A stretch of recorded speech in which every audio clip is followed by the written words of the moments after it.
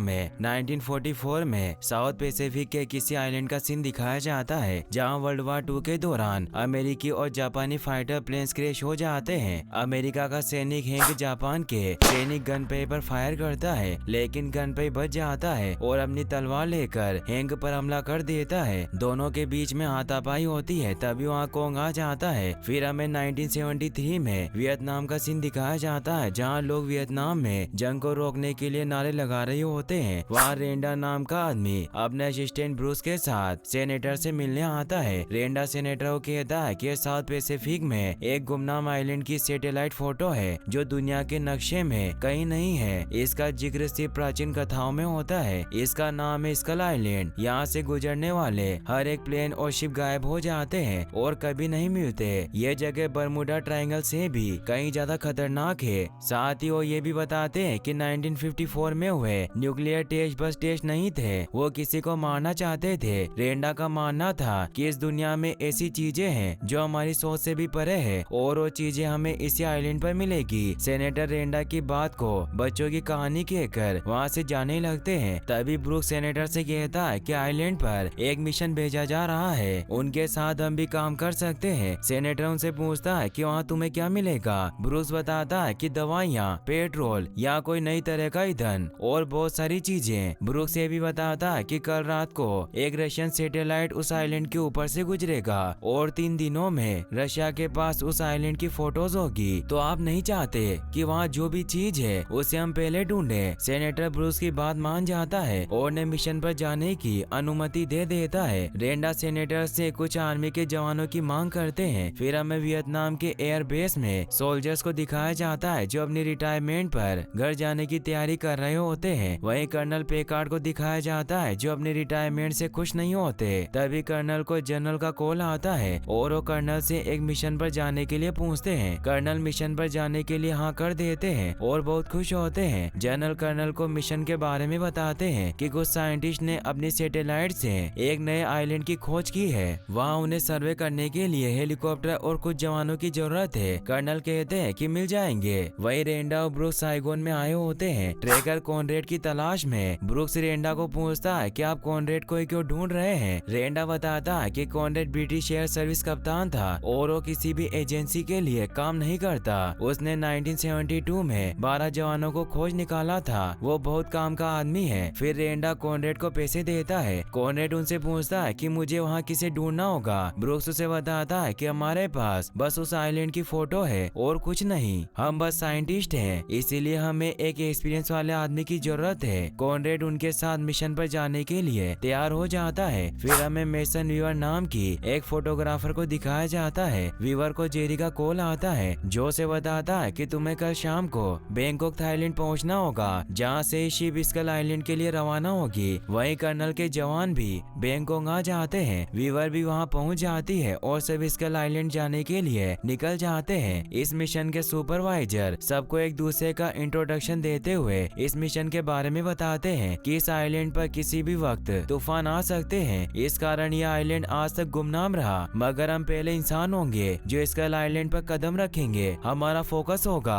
कि आइलैंड के नीचे क्या मौजूद है। ब्रूक्स सबको बताता है कि सबसे पहले हम बारूद बम गिराएंगे जिससे धरती हिलेगी और वाइब्रेशन क्रिएट होंगे जिससे सतह के नक्शे को मापने में मदद मिलेगी। फिर साउथ के किनारे के ऊपर से फ्लाई करते हुए हम सेस्मिक इंस्ट्रूमेंट गिराएंगे जिससे हमें वहाँ की डेंसिटी का पता चलेगा। सुपरवाइजर बताते हैं कि हम वहाँ लैंड करके बेस कैंप बनाएंगे और वहाँ कॉनरेड खोज करेंगे। फिर आर्मी कमांडो जेक सबको बताता है कि आइलैंड पर पहुँचने के बाद हमारी शिप से हमारे सारे संपर्क टूट जाएंगे। फिर 3 दिन बाद रिफ्यूलिंग टीम हमें आइलैंड के नॉर्थ की तरफ मिलेगी और हमारे पास आइलैंड से निकलने का बस यही एक मौका होगा, इसीलिए शिप को कोई गलती से भी मिस मत करना। फिर वो सब आइलैंड के करीब पहुँच जाते हैं। वहाँ बहुत खतरनाक तूफान आ गया था, इसीलिए सुपरवाइजर मिशन की डेट को आगे बढ़ाने को कहते हैं, मगर रेंडा उनकी बात नहीं मानते और वो कर्नल से पूछते हैं कि क्या तुम हमें तूफान पार करवा सकते हो। कर्नल सबको हेलीकॉप्टर्स में बिठाकर आइलैंड की तरफ बढ़ने लगते हैं। तूफान के अंदर जाते ही हेलीकॉप्टर्स की आरपीएम बिगड़ने लगती है। फिर भी वो बहुत मुश्किल से तूफान को पार करके आइलैंड पर पहुंच जाते हैं। सुपरवाइजर और उनकी टीम नीचे उतरकर रीडिंग लेने के लिए सेटअप कर लेते हैं और कर्नल और उनकी टीम हेलीकॉप्टर से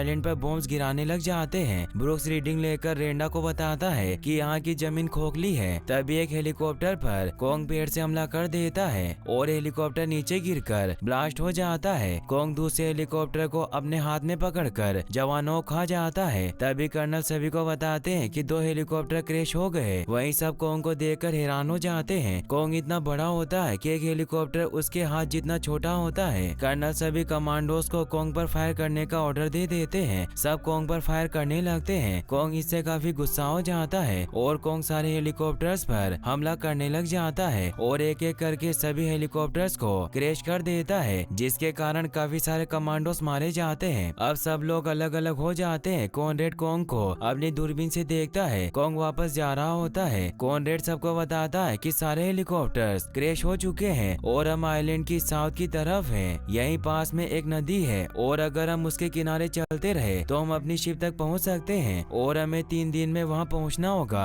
फिर कर्नल को दिखाया जाता है जो वॉकी टॉकी पर अपने कमांडोज की लोकेशन पूछ रहे होते हैं। चैपमैन कर्नल को अपनी लोकेशन बताता है और कहता है कि मेरे पास बहुत सारे गोला बारूद है। कर्नल कहते हैं कि हम तुम्हारे पास आ रहे हैं ताकि कोंग को मार सके। कर्नल चैपमैन को बाकी बचे हुए कमांडोज को ढूंढने के लिए कहते हैं। फिर उन दोनों का संपर्क टूट जाता है। कर्नल और रेलिस आगे बढ़ते हैं। फिर हमें कुछ और कमांडोज को दिखाया जाता है जो नदी के किनारे होते हैं। तभी वहाँ कर्नल और रेलिस आ जाते हैं। मिल्स कर्नल को बताता है कि 7 कमांडोज मारे गए और 7 बच गए। कर्नल ये सुनकर काफी दुखी होते हैं। वो गुस्से में रेंडा के पास जाते हैं और उसे गन दिखाकर कोंग के बारे में पूछते हैं। रेंडा उसे बताता है कि राक्षस होते हैं। पहले किसी ने मेरा यकीन नहीं किया लेकिन आज सब करेंगे। कर्नल समझ जाते हैं कि रीडिंग लेना तो सिर्फ बहाना था। तुमने बॉम्ब ब्लास्ट करवाए ताकि कोंग बाहर आ सके। फिर रेंडा उसे पुरानी बात बताता है कि एक बार मैं शिप से जा रहा था जिस शिप में 1000 लोग थे और जब हम इस आइलैंड के पास से गुजरे तो कोंग ने शिप पर हमला करके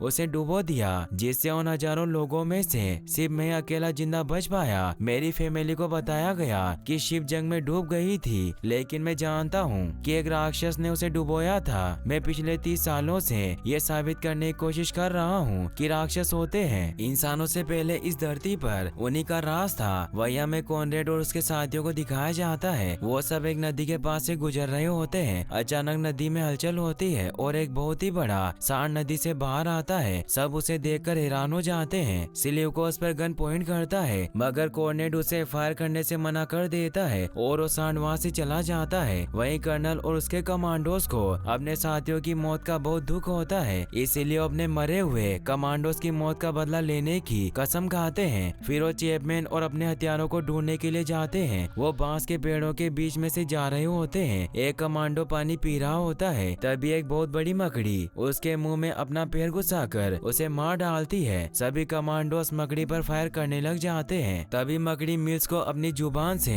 ऊपर खींचने लगती है। तभी कोल सबको मकड़ी के पैर काटने के लिए कहता है। सब मकड़ी के पैर काटकर उसे मार देते हैं, जिससे मिल्स की जान बच जाती है। फिर कॉनरेड और उसके साथियों को दिखाया जाता है जो कि एक ऐसी जगह पर पहुंच जाते हैं जहां पत्थर से कुछ चीजें बनी हुई थी। वीवर उस जगह की फोटो खींचने लगती है, लेकिन तभी उसे कमरे में एक आदमी दिखता है जिसे देखकर वीवर डर जाती है। तभी वहां बहुत सारे आदिवासी लोग आ जाते हैं और कॉनरेड और उसके साथियों को चारों तरफ से घेर लेते हैं। हैंक भी वहां आ जाता है। वो उन्हें कहता है कि मैं 28 साल से इंतजार कर रहा हूँ ताकि मैं अपने घर वापस जा सकूं। वीवर उसे पूछती है कि तुम यहाँ कैसे आए। वो बताता है कि मेरा नाम हैंक मार्लो है। मैं अमेरिकन एयरफोर्स पायलट हूँ। मेरा प्लेन 28 साल पहले यहाँ क्रैश हो गया था। फिर उन्हें अपने साथ ले जाता है। वहीं हमें चैपमैन को दिखाया जाता है जो एक नदी में पानी पी रहा होता है। तभी वहाँ कोंग आ जाता है। चैपमैन कोंग को देखकर एक चट्टान के पीछे छिप जाता है। कोंग नदी में से पानी पीने लग जाता है। तभी कोंग को पानी में एक बहुत ही बड़ा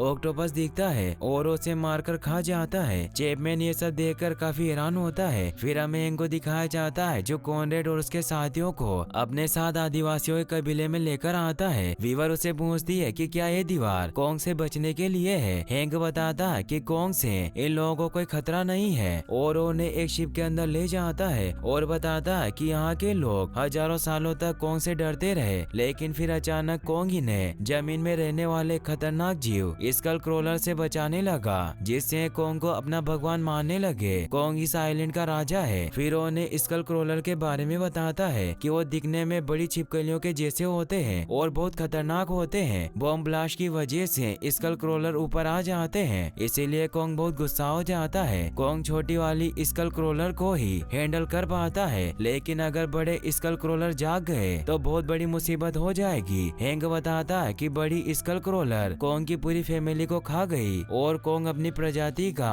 आखिरी जीव बचा है और वो अभी भी बड़ा हो रहा है। फिर कॉनरेड उसे बताता है कि 3 दिनों में आइलैंड के नॉर्थ की तरफ एक रिफ्यूलिंग टीम आने वाली है, हमें वहां तक पहुंचना होगा। हैंक कहता है कि पैदल तो तुम वहां तक नहीं पहुंच पाओगे। फिर उन्हें अपनी बोट दिखाता है। हैंक बताता है कि मैं और गन पे यहाँ से जाने के लिए इस बोट को बना रहे थे, लेकिन स्कल क्रोलर ने उन्हें मार दिया। फिर वो सब मिलकर उस बोट को ठीक करने लग जाते हैं ताकि उसे लेकर यहाँ से जा सके। वहीं दूसरी ओर रिवर कबीले वालों के फोटोज खींच रही होती है, तभी उसे एक आवाज सुनाई देती है। वीवर आवाज के पास जाकर देखती है तो एक बहुत बड़ा सांड एक हेलीकॉप्टर के नीचे फंसा हुआ था। वीवर हेलीकॉप्टर हटाने की कोशिश करती है लेकिन नहीं हटा पाती। तभी वहाँ कॉन्ग आ जाता है और हेलीकॉप्टर को हटा देता है। कॉन्ग को देखकर वीवर काफी डर जाती है, मगर कॉन्ग उस पर हमला नहीं करता और वहाँ से चला जाता है। फिर हमें चैपमैन को दिखाया जाता है जो एक सूखे तने पर बैठा होता है। तभी वो तना हिलने लग जाता है और चैपमैन नीचे गिर जाता है। वो एक तने की तरह दिखने वाला जीव होता है। चैपमैन डरकर उस पर फायर करता है। तभी वो जीव एक स्कल क्रोलर को देखकर उससे डरकर चला जाता है और वो स्कल क्रोलर चैपमैन को खा जाती है। फिर हमें अगले दिन दिखाया जाता है कि हैंक सबको अपने दोस्त गनपे की कब्र के पास लाता है और बताता है कि हम अपनी दुश्मनी को बुलाकर इसी जगह पर दोस्त बने थे। फिर वो सब हैंक की बोट को स्टार्ट करके आइलैंड से निकलने के लिए चले जाते हैं। रास्ते में हैंक सबको अपनी पत्नी की फोटो दिखाता है और बताता है कि मेरे प्लेन के क्रैश होने से पहले उसका टेलीग्राम आया था कि हमारा एक बेटा हुआ है। तभी सिल्यूको के वॉकी टॉकी पर कर्नल से संपर्क जुड़ जाता है। वो उन्हें बताता है कि हम एक बोट पर हैं। मिल्स उससे पूछता है कि तुम्हें बोट कहाँ से मिली। सिल्यूको हैंक के बारे में सबको बताता है और उन्हें एक फ्लेयर फायर करने के लिए कहते हैं ताकि उनके साथियों को उनकी लोकेशन पता चल सके। कर्नल एक फ्लेयर फायर करते हैं। कॉनरेड और उसके साथी फ्लेयर को देख लेते हैं। तभी एक पक्षी मिशन सुपरवाइजर को अपने साथ हवा में उड़ाकर ले जाता है और उन्हें मार देता है। कॉनरेड और उसके साथी किनारे आकर कर्नल और उनकी टीम से मिलते हैं। सभी एक दूसरे को देखकर बहुत खुश होते हैं। कॉनरेड कर्नल को कहता है कि हम बोट की मदद से रिफ्यूलिंग शिप तक पहुंचेंगे। कर्नल कहते हैं कि पहले हमें एक कमांडो को ढूंढना होगा, उसका हेलीकॉप्टर वेस्ट में क्रैश हुआ था। हैंक कहता है कि हम वेस्ट में नहीं जा सकते, वहीं तो स्कल क्रोलर रहते हैं। लेकिन कर्नल कॉनरेड को कमांडो को ढूंढने के लिए कहता है। कॉनरेड मान जाता है और कहता है कि अगर रात तक हमें कमांडो नहीं मिला तो सब वापस आ जाएंगे। सब लोग कमांडो को ढूंढने के लिए चले जाते हैं और फिर आगे जाकर उन्हें बहुत बड़े कंकाल मिलते हैं। हैंक सबको बताता है कि कंकाल कॉन्ग के माता पिता के हैं जिन्हें बड़ी स्कल क्रोलर ने मार दिया था। कर्नल कहते हैं कि इन कंकालों के दूसरी तरफ चैपमैन का हेलीकॉप्टर क्रैश हुआ था। हैंक उन्हें उस पार जाने से मना करता है, लेकिन कर्नल कहते हैं कि मैं चैपमैन को लिए बिना यहाँ से नहीं जाऊंगा और सब लोग कंकालों के बीच में से निकलकर उस पार जाने लगते हैं। कोल सिगरेट जलाता है मगर मिल्स उसे सिगरेट बुझाने के लिए कहता है तो कोल सिगरेट को नीचे फेंक देता है। चारों ओर पेट्रोल होने के कारण वहाँ एक धमाका होता है जिसकी वजह से वहाँ एक स्कल क्रोलर आ जाती है। सब लोग कंकालों में छिप जाते हैं। स्कल क्रोलर आकर वहाँ उल्टी कर देती है। उसके पेट में से एक खोपड़ी निकलती है जिसमें चैपमैन की चेन होती है। सभी लोग उस जगह से जाने लगते हैं मगर रेंडा पीछे रह जाता है और उसे स्कल क्रोलर खा जाती है और सब लोग उस पर फायर करने लग जाते हैं। स्कल क्रोलर एक और कमांडो को खा जाती है। फिर कर्नल एक कमांडो से स्कल क्रोलर पर आग से हमला करवाते हैं मगर स्कल क्रोलर अपनी पूंछ से कमांडो को मारकर दूर फेंक देती है और चारों तरफ पेट्रोल होने के कारण वहाँ एक बहुत बड़ा धमाका हो जाता है जिससे सिल्यू को बेहोश हो जाता है और उसके पास जो गैस बॉम्ब्स होते हैं वो ब्लास्ट हो जाते हैं जिससे बहुत सारे पक्षी वहाँ आकर कमांडोज को मारने लग जाते हैं। कॉनरेड सिल्यूको को बचाने आता है। तभी स्कल क्रोलर उनकी तरफ आने लगती है। वीवर वहाँ आकर एक लाइटर को स्कल क्रोलर के सामने फेंक देती है जिसकी वजह से वहाँ आग लग जाती है और स्कल क्रोलर आग में झुलसकर मर जाता है। हैंक कर्नल को समझाता है कि अभी भी मौका है यहाँ से निकलने का, मगर कर्नल कहते हैं कि मैं चैपमैन को लिए बिना यहाँ से नहीं जाऊंगा। फिर कॉनरेड कर्नल को चैपमैन की चेन दिखाकर कहता है कि चैपमैन मर चुका है। कर्नल कहते हैं कि मैं फिर भी चैपमैन के हेलीकॉप्टर के पास जाऊंगा क्योंकि वहाँ बहुत सारे हथियार होंगे जिससे हम कॉन्ग कोंग को मार सकते हैं। कॉनरेड कर्नल को बताता है कि चैपमैन को कोंग ने नहीं मारा, मगर कर्नल कहते हैं कि बाकी सभी को तो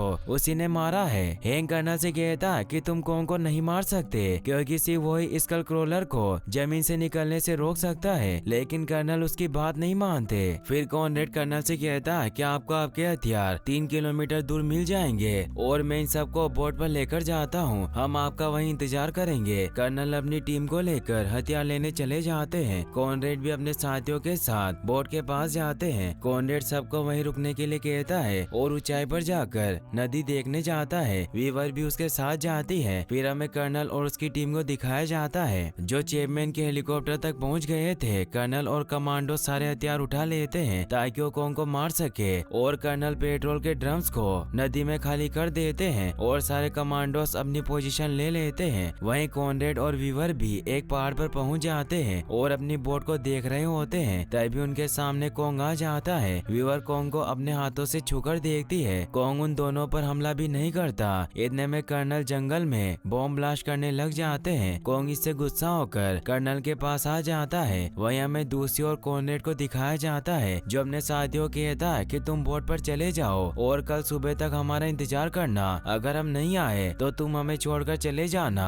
हैंक कॉनरेड से पूछता है कि तुम कहाँ जा रहे हो। कॉनरेड कहता है कि कोंग की मदद करने। हैंक भी उनके साथ चला जाता है। फिर कोंग को दिखाया जाता है जो गुस्से में आकर कर्नल पर हमला करने आता है। कोंग नदी में होता है तभी कर्नल नदी में एक मशाल फेंक देते हैं। नदी में कर्नल ने पेट्रोल डाला था इसीलिए नदी में आग लग जाती है और कोंग उस आग में जलने की वजह से बेहोश होकर नीचे गिर जाता है। कर्नल कोंग के चारों तरफ बॉम्ब प्लांट कर देते हैं। तभी वहाँ कॉनरेड आ जाता है और कर्नल को रोकता है मगर वो नहीं रुकता। फिर स्लीव को भी कर्नल के खिलाफ हो जाता है। तभी नदी में से एक बहुत बड़ी स्कल क्रोलर बाहर आती है। हैंक सबको बताता है कि यही है सबसे बड़ी स्कल क्रोलर। कॉनरेड सभी को वहाँ से भगा देता है और वो भी चला जाता है मगर कर्नल कोंग को मारने के लिए वहीं रुके रहे। तभी कोंग को होश आ जाता है और वो कर्नल को अपने हाथों से कुचलकर मार देता है। फिर बड़ी स्कल क्रोलर कोंग पर हमला कर देती है और कोंग को घायल कर देती है। कॉनरेड और उसके साथी आइलैंड के किनारे पर आ जाते हैं। कॉनरेड वीवर को पहाड़ पर जाकर एक फ्लेयर फायर करने के लिए भेज देता है और वो सब वहाँ से दूर जाने लगते हैं। तभी वहाँ बड़ी स्कल क्रोलर आ जाती है और कोल रास्ते में रुककर अपने हाथ में बॉम्ब लेकर बड़ी स्कल क्रोलर के सामने चला जाता है मगर बड़ी स्कल क्रोलर उसे अपनी पूंछ से दूर फेंक देती है और बॉम्ब ब्लास्ट होने की वजह से कोल मारा जाता है। बड़ी स्कल क्रोलर कॉनरेड को खाने वाली थी। तभी वहाँ कोंग आकर स्कल क्रोलर पर हमला कर देता है। फिर वो दोनों लड़ने लग जाते हैं। वीवर ऊपर चढ़कर फ्लेयर फायर कर देती है और फ्लेयर को देखकर ब्रूस बोर्ड लेकर उनके पास आ जाता है। वहीं बड़ी स्कल क्रोलर कोंग को उठाकर एक पुरानी शिप के ऊपर फेंक देती है जिसकी वजह से कोंग शिप की जंजीरों में फंस जाता है और वहाँ से निकल नहीं पाता।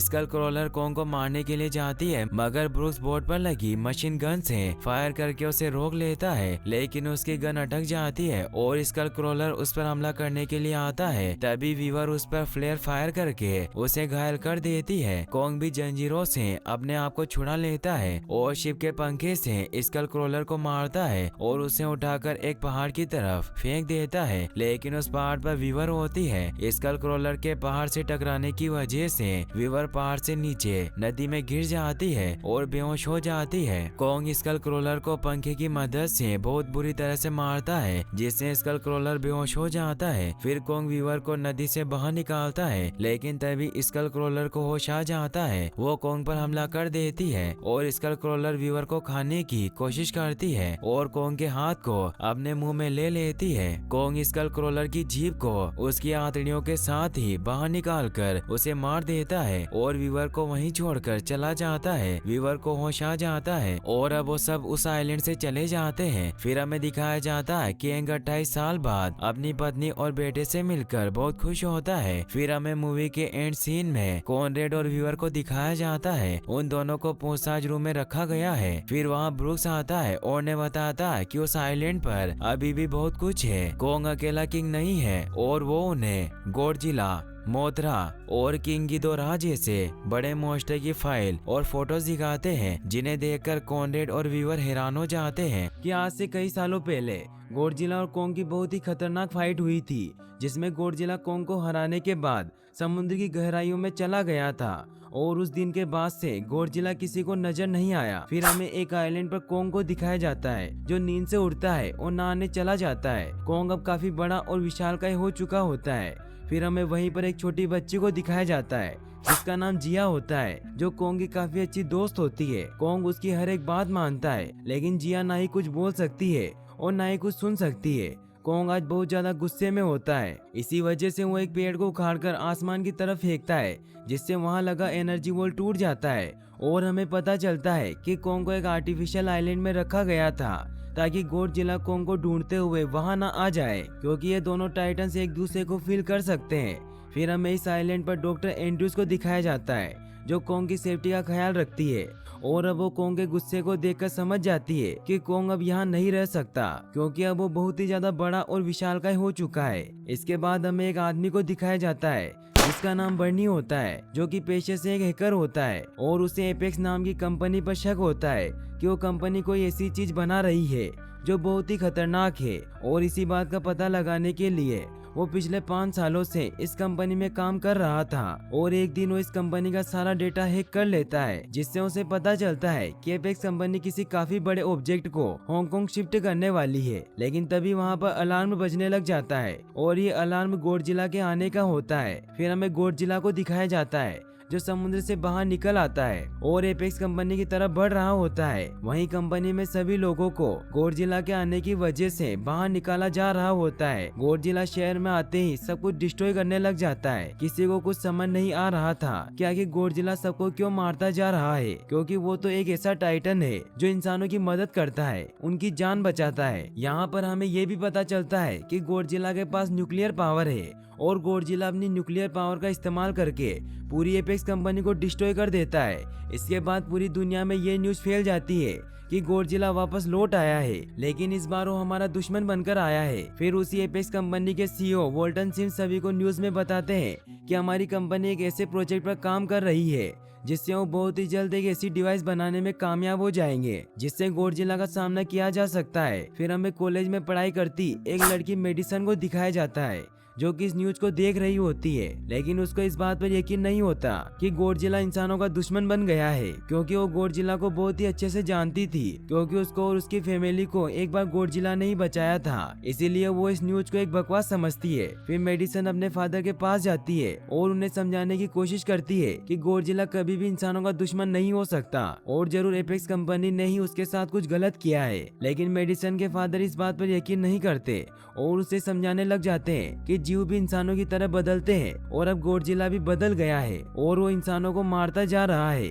इसके बाद मेडिसन वहाँ से चली जाती है और यहाँ पर हमें पता चलता है कि मेडिसन उस हैकर बनने का ब्रॉडकास्ट सुनती है जिसमें वो गॉडजिला के बारे में बताता है कि गॉडजिला के साथ जरूर कुछ न कुछ गलत हो रहा है, क्योंकि वो कभी भी जानबूझकर हमला नहीं करते। ये बात सुनकर मेडिसन उस हैकर से मिलने का डिसाइड करती है। फिर हमें एपेक्स कंपनी के सीईओ वॉल्टन सिम्स को दिखाया जाता है जो डॉक्टर नेथन से मिलने जाते हैं। डॉक्टर नेथन असल में एक साइंटिस्ट होते हैं। वॉल्टन नेथन को बताता है कि आपका होलो अर्थ का कॉन्सेप्ट बिल्कुल सही है।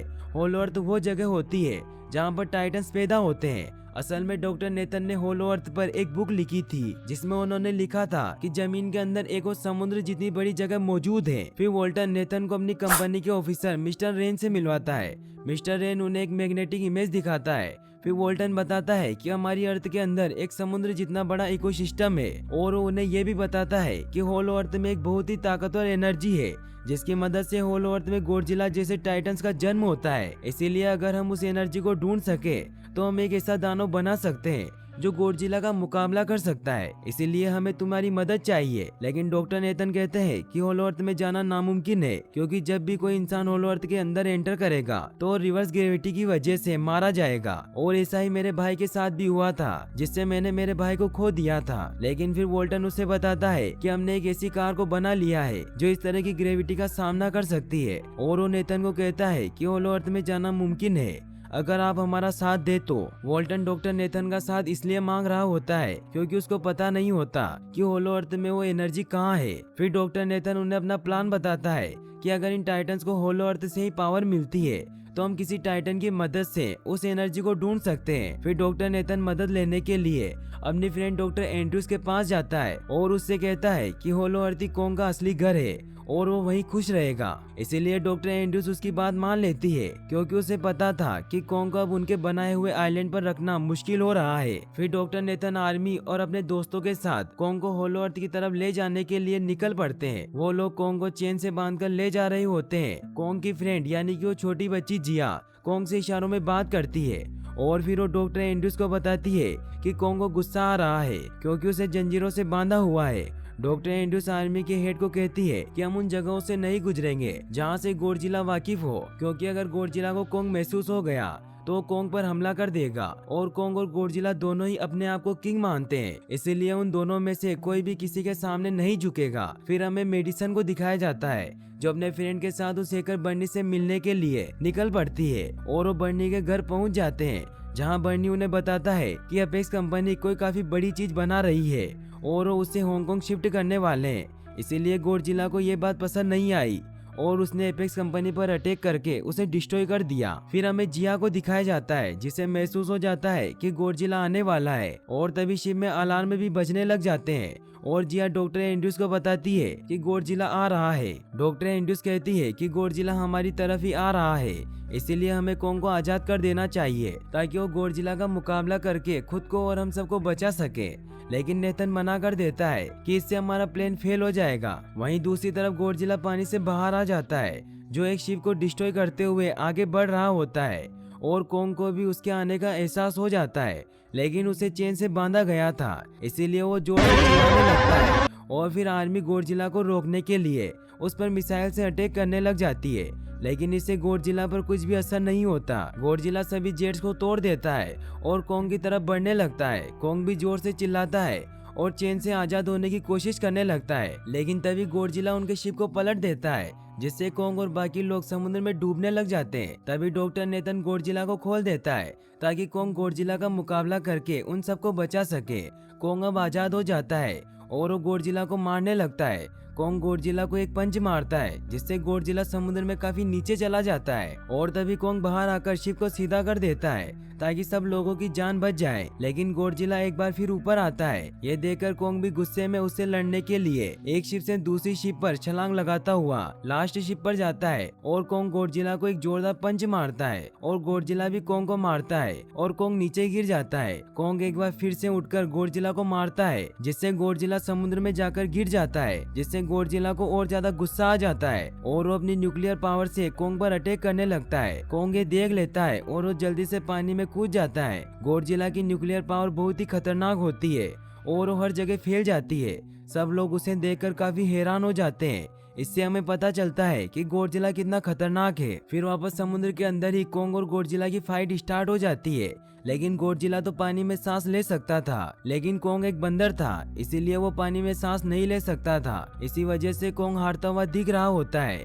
फिर गॉडजिला कॉन्ग को मारने के लिए उसे समुद्र की गहराइयों में लेकर जा रहा होता है। ये देखकर फीमेल डॉक्टर कहती है कि हमें कॉन्ग की हेल्प करनी होगी वरना गॉडजिला उसे मार डालेगा, जिस पर ये बहुत सारे मिसाइल को समुद्र में ब्लास्ट कर देते हैं, जिससे कॉन्ग अपनी जान बचाने के लिए बाहर आ जाता है, लेकिन ज्यादा देर पानी में रहने की वजह से उसकी हालत खराब हो चुकी होती है और वो अब गॉडजिला से नहीं लड़ सकता था। फिर डॉक्टर नेथन को एक आइडिया आता है और वो सभी को ऑर्डर देता है कि सब कुछ ऑफ कर दो, सारे इंजन और सारी मशीनों को बंद कर दो ताकि कोई आवाज ना हो और गॉडजिला को लगे कि हम सब मर गए हैं, और वो सारी चीजों को ऑफ करवा देता है जिससे गॉडजिला को भी ऐसा ही लगता है कि वो सब मर गए हैं और फिर वो वहाँ से चला जाता है। फिर डॉक्टर एंड्रूज नेथन को कहती है कि अगर हम फिर से आगे बढ़े तो गॉडजिला हमें फिर से फील कर सकता है और हम पर अटैक कर देगा, तो अब हम आगे कैसे बढ़ेंगे और कॉन्ग को कैसे लेकर जाएंगे। तो डॉक्टर नेथन कहता है कि हम कॉन्ग को उड़ाकर लेकर जाएंगे। वहीं दूसरी तरफ हमें बर्नी को दिखाया जाता है जो एडिसन और उसके दोस्तों को लेकर एपेक्स कंपनी में जाते हैं ताकि वो जान सके कि आखिर एपेक्स कंपनी कौन सी चीज बना रही है। वो जब अंदर जाते हैं तो वहाँ उन्हें एक लिफ्ट दिखाई देती है, जिससे जब वो नीचे जाते हैं तो वो जमीन के अंदर 33वें फ्लोर में पहुँचते हैं जहाँ एपेक्स कंपनी के लोग काम कर रहे होते हैं और वहाँ बहुत ही हाईटेक मशीनें भी होती है। तभी वहाँ उन्हें किसी के आने की आवाज आती है और वो उनसे बचने के लिए एक मशीन में छिप जाते हैं, लेकिन अंदर जाते ही उस शिप के सभी गेट लॉक हो जाते हैं और वहाँ बहुत बड़े बड़े अंडे पड़े हुए होते हैं। तभी वो देखते हैं कि ये मशीन कहीं जा रही है और वो मशीन उन लोगों को अंडों के साथ काफी तेजी से हांगकांग लेकर जा रही होती है। फिर हमें दिखाया जाता है कि हेलीकॉप्टर के जरिए पूरी आर्मी कोंग को अंटार्कटिका के होलो अर्थ वाले गेट के पास ले जाती है। वो लोग कोंग को कहते हैं कि वो होलो अर्थ वाली टनल में चला जाए, लेकिन कोंग वहां जाने के लिए मना कर देता है। फिर वो सभी जिया को कहकर कोंग से कहलवाते हैं कि वो होलो अर्थ में चला जाए, क्योंकि वहाँ उसके जैसे ही और भी हैं, यानी कि वहाँ उसकी पूरी फैमिली है। जिया की ये बात मानकर कोंग उस टनल में जाने के लिए तैयार हो जाता है और फिर वो होलो अर्थ वाली टनल में चला जाता है। और फिर वो सब भी अपनी एंटी ग्रेविटी कार की मदद से कोंग के पीछे पीछे जाते हैं। होलो अर्थ एक बहुत ही अलग तरह की दुनिया होती है जहाँ रिवर्स ग्रेविटी होती है, लेकिन ये सब अपनी ग्रेविटी कार की वजह से बच जाते हैं। वो सब होलो अर्थ को देखकर शॉक्ड हो जाते हैं, क्योंकि वो बहुत ही खूबसूरत जगह होती है। वहाँ अलग अलग तरह के जानवर होते हैं, लेकिन तभी एक फ्लाइंग क्रिएचर एक एंटी ग्रेविटी कार को डिस्ट्रॉय कर देता है और वो उस जिया वाली कार पर भी अटैक करने ही वाला होता है कि तभी कोंग उस मॉन्स्टर को पकड़ लेता है और उसे मार डालता है और फिर उस मॉन्स्टर का शरीर धड़ से अलग करके उसका खून पी लेता है। फिर कोंग तेजी से सोर्स ऑफ एनर्जी की तरफ बढ़ने लग जाता है और वो बाकी सब भी कोंग के पीछे पीछे जाने लगते हैं। होलो अर्थ पर ग्रेविटी न होने की वजह से वहाँ के सारे पत्थर हवा में उड़ रहे होते हैं। वहीं दूसरी तरफ मेडिसन और उसके फ्रेंड हांगकांग पहुँच जाते हैं और यहाँ पर उन लोगों को अपेक्स के सीक्रेट वेपन के बारे में पता चल जाता है, जो एक रोबोटिक गॉडजिला होता है जिसे अपेक्स ने गॉडजिला को मारने के लिए बनाया होता है। और इस रोबोटिक गॉडजिला का नाम मेगा गॉडजिला होता है और इस मेगा गॉडजिला को कंट्रोल करने वाला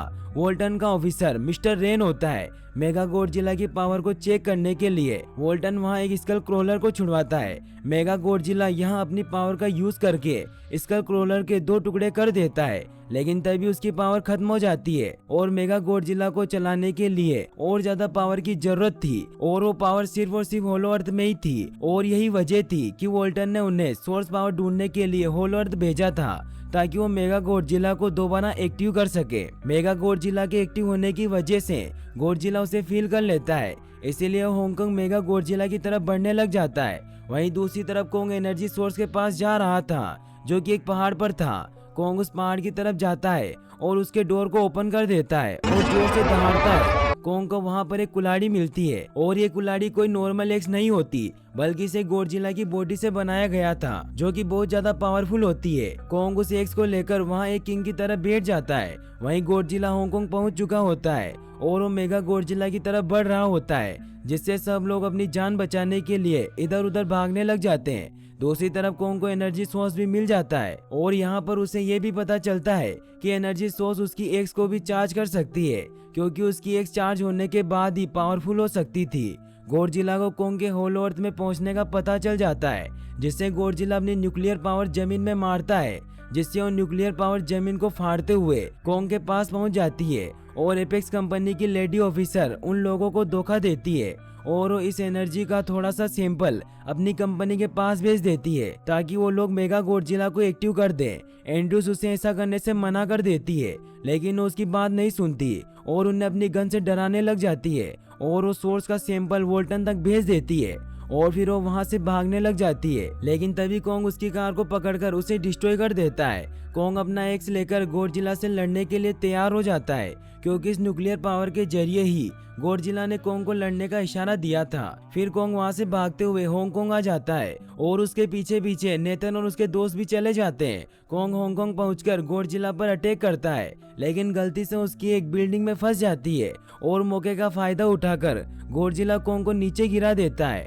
और यहाँ पर इन दोनों के बीच जबरदस्त फाइट होती है। गॉडजिला कई बार अपने न्यूक्लियर पावर का इस्तेमाल करके कोंग को मारने की कोशिश करता है, लेकिन कोंग हर बार बच जाता है और उस पर वार करता जाता है और तभी वो अपनी एक्स को वापस उठा लेता है और गॉडजिला को इंजर्ड कर देता है, जिससे गॉडजिला को गुस्सा आ जाता है और वो अपनी न्यूक्लियर पावर का इस्तेमाल करके कोंग पर अटैक करने लगता है। लेकिन कोंग अपनी एक्स की मदद से उस पावर को अपनी तरफ आने से रोक देता है। उन दोनों के बीच में काफी देर तक फाइट चलती रहती है, लेकिन गॉडजिला अपने न्यूक्लियर पावर की वजह से बहुत पावरफुल था, इसीलिए कोंग उससे हारता हुआ नजर आ रहा होता है। गॉडजिला कोंग को इंजर्ड करके वहीं पर फेंक देता है और उसके चेस्ट पर पैर रखकर जोर से दहाड़ने लगता है। कोंग भी उसे देखकर दहाड़ता है, जिससे गॉडजिला कोंग के चेस्ट पर जोर से मारता है, जिससे उसकी बॉडी काफी ज्यादा डैमेज हो जाती है और फिर गॉडजिला वहां से जाने लगता है। वहीं दूसरी तरफ हमें वोल्टन को दिखाया जाता है, जिसे अब एनर्जी सोर्स मिल चुका होता है। इसीलिए उसकी मदद से मेगा गॉडजिला को वापस से एक्टिवेट कर देता है। मेगा गॉडजिला काफी बड़ा और ताकतवर होता है और जैसे उसका सिस्टम ऑन होता है तो सब कुछ अपने कंट्रोल में कर लेता है और मेगा गॉडजिला सबसे पहले वोल्टन को मार देता है और बाद में उसके असिस्टेंट को भी मार डालता है। फिर मेगा गॉडजिला अपनी सुपर पावर की मदद से बाहर आ जाता है और शहर में सब कुछ तबाह करने लग जाता है। और गॉडजिला जब मेगा गॉडजिला को देखता है तो उसे लड़ने के लिए आगे बढ़ता है और उन दोनों के बीच काफी फाइट होती है। लेकिन मेगा गॉडजिला के पास न्यूक्लियर पावर होने के साथ साथ वेपन भी होते हैं, इसीलिए वो बहुत ही ताकतवर होता है। इसीलिए गॉडजिला उससे हारता हुआ नजर आ रहा होता है। मेगा गॉडजिला को काफी ज्यादा मारता है और उसे नीचे गिरा देता है। मेडिसन और उसके दोस्त मेगा गॉडजिला की पावर को ऑफ करने की कोशिश भी करते हैं, लेकिन वहाँ सारी मशीनों में पासवर्ड लगे हुए होते हैं। वहीं दूसरी तरफ हमें कोंग को दिखाया जाता है जो कि लड़ने की वजह से काफी ज्यादा इंजर्ड हो गया था और उसकी हालत भी काफी खराब हो चुकी होती है। और तभी जिया और वो डॉक्टर भी वहाँ एंटी ग्रेविटी कार लेकर पहुँच जाते हैं। जिया कोंग को इस हालत में देखकर बहुत दुखी हो जाती है और जब वो कोंग के पास जाती है तो वो महसूस करती है कि कोंग की हार्ट बीट धीरे धीरे कम हो रही है और वो जल्दी से जाकर डॉक्टर एंड्रूज को इसके बारे में बताती है कि कोंग की हार्ट बीट धीरे धीरे कम होती जा रही है। जिस पर डॉक्टर नेथन को एक आइडिया आता है और वो कोंग को बचाने के लिए उसे काफी बड़ा इलेक्ट्रिक शॉक देने का सोचता है और फिर वो उसी पावरफुल एंटी ग्रेविटी कार से कोंग को शॉक देते हैं, जिससे कोंग को काफी बड़ा झटका लगता है और कोंग दोबारा से उठकर खड़ा हो जाता है। वो बच्ची इशारों में कोंग को समझाती है कि गॉडजिला हमारा दुश्मन नहीं है, वो हमारा फ्रेंड है, इसीलिए जाओ और उसकी हेल्प करो। फिर कोंग उसकी बात मानते हुए गॉडजिला को बचाने चला जाता है। मेगा गॉडजिला अपनी न्यूक्लियर पावर का इस्तेमाल करके गॉडजिला को बस मारने ही वाला होता है कि तभी वहाँ पर कोंग आ जाता है और कोंग यहाँ पर गॉडजिला को बचा लेता है। गॉडजिला भी समझ जाता है कि मुझे और कोंग को साथ मिलकर लड़ना चाहिए और वो दोनों साथ मिलकर मेगा गॉडजिला को मारने लगते हैं। लेकिन मेगा गॉडजिला इतना ज्यादा पावरफुल होता है कि वो इन दोनों पर भारी पड़ रहा होता है। लेकिन तभी कोंग को अपनी एक्स नजर आती है, लेकिन अब उसका चार्ज खत्म हो गया था। लेकिन फिर भी कोंग उस एक्स से मेगा गॉडजिला पर अटैक कर देता है, लेकिन मेगा गॉडजिला कोंग को मारता है और वो कोंग को बस मारने ही वाला होता है कि तभी कोंग उसे ऐसा करने से रोक लेता है। वही मेडिसन और उनके दोस्तों से वो मशीन बंद नहीं हो रही थी जिससे मेगा गॉडजिला की पावर को कम किया जाए, इसीलिए वो गुस्से में आकर उस मशीन पर पानी डाल देते हैं, जिससे मेगा गॉडजिला थोड़ी देर के लिए ऑफ हो जाता है। और इसी बात का फायदा उठाकर गॉडजिला अपनी न्यूक्लियर पावर की मदद से कोंग की एक्स को चार्ज कर देता है और अब कोंग के पास पावर आ जाती है और कोंग एक एक करके मेगा गॉडजिला के हाथ पैर तोड़ देता है और उसके सारे बॉडी पार्ट्स अलग कर देता है और लास्ट में वो मेगा गॉडजिला का सर भी उखाड़ कर फेंक देता है, जिससे अब मेगा गॉडजिला पूरी तरह से खत्म हो जाता है और अब कोंग वहीं बैठ जाता है और अब सब कुछ नॉर्मल हो जाता है। लेकिन तभी गॉडजिला फिर से खड़ा हो जाता है और कोंग भी अपनी एक्स लेकर गॉडजिला से लड़ने के लिए तैयार हो जाता है। लेकिन उन दोनों ने एक दूसरे की हेल्प की थी, इसीलिए वो लड़ाई नहीं करते और गॉडजिला वापस समुद्र में चला जाता है जहाँ से वो आया था। और जबकि कोंग हमेशा के लिए होलो अर्थ में रहने चला जाता है और अब डॉक्टर नेथन और डॉक्टर एंड्रूज भी जिया के साथ होलो अर्थ में ही चले जाते हैं और यहीं पर मूवी एंड हो जाती है। और गाइस, अगर आप ऐसी और वीडियोस देखना चाहते हैं तो चैनल को सब्सक्राइब करें और पास वाले बेल पर क्लिक करके ऑल का ऑप्शन जरूर सिलेक्ट करें। और आप अगली कौन सी मूवी का एक्सप्लेनेशन देखना चाहते हैं हमें कमेंट बॉक्स में जरूर बताइएगा। और वीडियो को लाइक करने के लिए आपका तहे दिल से शुक्रिया। Thanks for watching. पैदा होने से पहले ही बहुत झमेला हो गया था। इस गाल पे नहीं, डिम्पल डिम्पल गायब, डिम्पल डिम्पल गायब। तो क्या और लोगे? नहीं नहीं चाहिए। मैंने दादी माँ घर बिल्कुल परदादी इमेज। गाने मत सुनो। फ्रेड शायद ही कोई और फैमिली करती होगी। मैं उन जैसा बिल्कुल नहीं हूँ। शुक्रिया अंकल। कोई बात